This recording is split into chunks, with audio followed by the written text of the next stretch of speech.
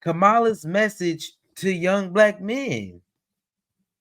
Kamala was just on she did an interview with the National Association for Black Journalists. Y'all know Trump was on there earlier and the girl was being rude to him and all that stuff. But Kamala, she got on here and they asked her a couple questions. And one question that stood out to me was the dude asked her straight up, young black men they're saying they're gonna vote for Trump because of his economic plan. So what do you have to say to young black men? And she had an answer for us. I'm going to let her, tell you herself what she has to say, and we're gonna review that thing. Let's go ahead and get straight into it. We ain't gonna waste no time. Let's get it. Tax credit. Madam Vice President, Black men, as you know, are a closely watched voting bloc. You've hosted Black men at your residence. Yep. You have engaged Black men and centered them in your economic opportunity tour. But polling shows that some Black men, particularly young Black men, are considering voting for Donald Trump, and they see him as better for the economy. What is your message to young Black male voters who feel left out of this economy, and how can your economic policies materially change their lives? So now I want y'all to really think about what he just asked her. He said, what do you have to say to young black men and how will it change their lives? That's the answer we want her to, that's what we want her to answer, okay? Y'all pay attention to what she had to say. Y'all already know, if you pay attention to what's going on, y'all already know how this a little bit gonna go. But I like to give the benefit of the doubt, and we gonna see what she has to say. Remember the question he asked her though, and I'm gonna go back just a little bit so we can hear the full question and go from there. And extending the child tax credit. Madam Vice President, Black men, as you know, are a closely watched voting bloc. You've hosted Black men at your residence. Yep. You have engaged Black men and centered them in your economic opportunity tour. But polling shows that some Black men, particularly young Black men, are considering voting for Donald Trump, and they see him as better for the economy. What is your message to young Black male voters who feel left out of this economy, and how can your economic policies materially change their lives? So I appreciate the spirit of the question, but I'll tell you, I've often been asked this question in a way that I've had to respond by first saying that I think it's very important to not operate from the assumption that Black men are in anybody's pocket.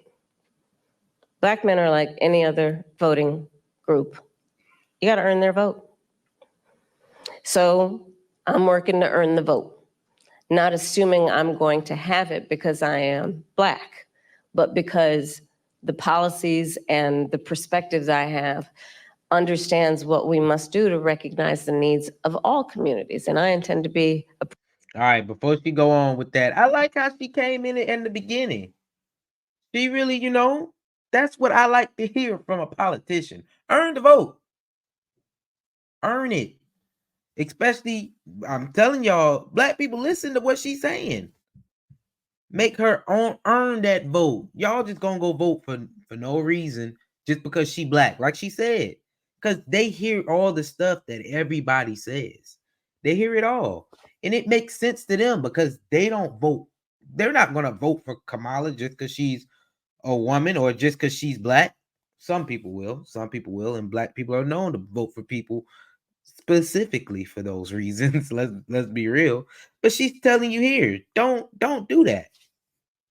She wants to earn the vote. And I applaud her for that point. But let's continue and see where else this goes. A president for all people. Specifically as it relates to what we need to do, to your point around economic opportunity. Yes, I started way before I was at the top of the ticket at what I called an economic opportunity tour, focused on Black men. understanding that, for example, we have so many entrepreneurs in the community who do not have access to capital, but they've got great ideas, an incredible work ethic, the ambition, the aspiration, the dream, but don't have the relationships necessarily. So my work has included, as vice president, getting billions more dollars into community banks, including working with the big banks to do that, so that we can increase access to capital for our small businesses, for our startups. Part of my plan under my economic opportunity plan going forward is that right now, startup entrepreneurs, small businesses only get a tax deduction of $5,000. Nobody can start a small business with $5,000. So I'm expanding that to $50,000. Understanding, again, that when people have the opportunity to have the resources to get started, they're going to put the good ideas, they're going to put the hard work into it. And part of what I also know is that our young Black men, our Black men, just like any group of people, anybody, our small businesses are really the backbone of our economy overall. And when they do better economically, we all do better. Part of my work is about understanding what we need to do in dealing with, for example, the historic inequities. Hey, I ain't gonna lie to y'all. It seems like she knows kind of some of the gripes I have. Some of the gripes I have, you know. I think it is important for businesses to flourish, especially small businesses. And she has I'm not gonna say little. Everybody like to say little just to, you know, say stuff, but I don't like to say little because it just downgrades everything that's going on.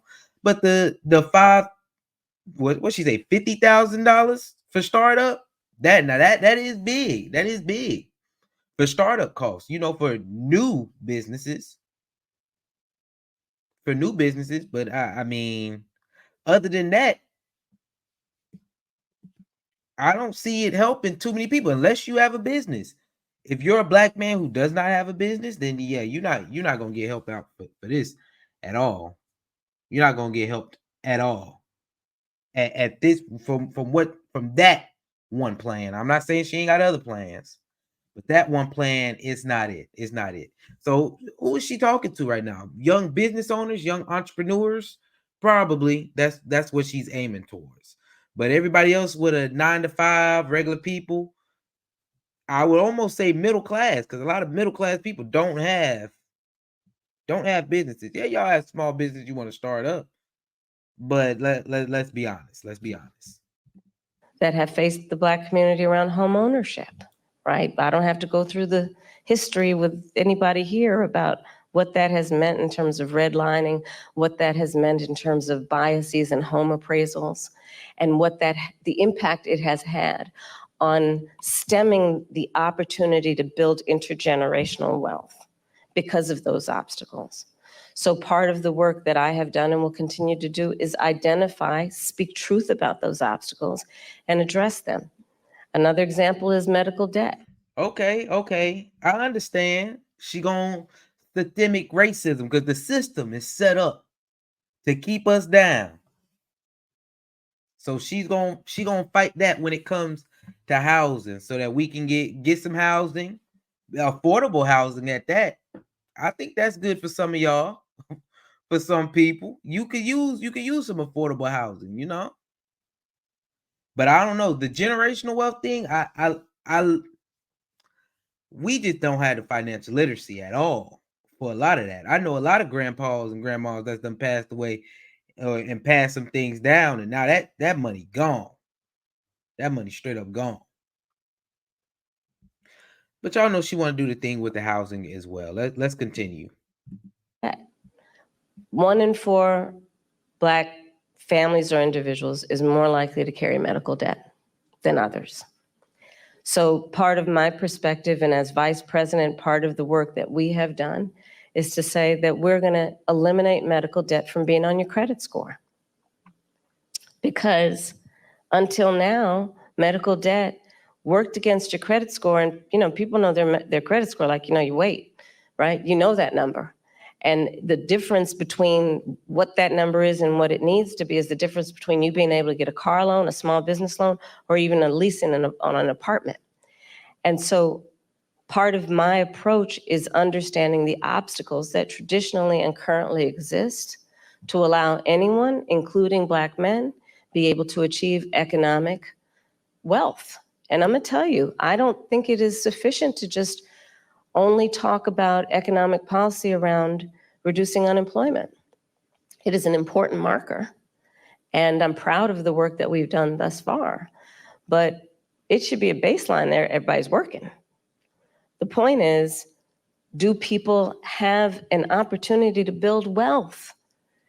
If that's what they choose to do, if that's what they want to do. And a lot of my perspective as we go forward is just that. I believe that there are a lot of opportunities that are available to the American people if we just see, if we see people and understand what they want for themselves and their families and then meet them where they are. Madam Vice President, I want to switch gears a little bit. All right, y'all. Now that that's done. Now that that's done. Honestly,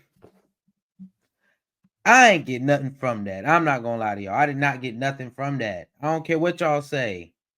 I don't feel like she just straight up answered the question, how my life's gonna get better. She did not answer the question. I tried to be, I try to be in the middle. I try to, she say some good things, yes. But in reality, I feel like it's just a whole bunch of not gonna help nobody except the people who want to be dependent on the government. That's how I feel. I feel like we still gonna have high daily expenses. You feel me? You still gonna have first off, some of y'all don't need homes. Y'all can't afford it anyway. You living paycheck to paycheck, you don't need that anyway. And having them just giving $25,000 to people, what does that mean? I'm about to raise the price of this house $25,000. It ain't gonna change. That's not gonna change nothing. It's not gonna change nothing. Startup costs for businesses, that's not gonna help the everyday person at all. The everyday person not gonna get help. And if you already got a business, that's not gonna help you neither. For me, I'm trying to start up some businesses, so that might help me. That might help me on the back end figure some things out. But other than that, I feel like in my day-to-day life, doesn't change anything. I feel like my electricity bill still is going to be about $300 because it's going up and up every month. Like I've even seen my usage go down and the price stay the same. Same thing with my all my utilities. Hex. All my utilities. Gas prices.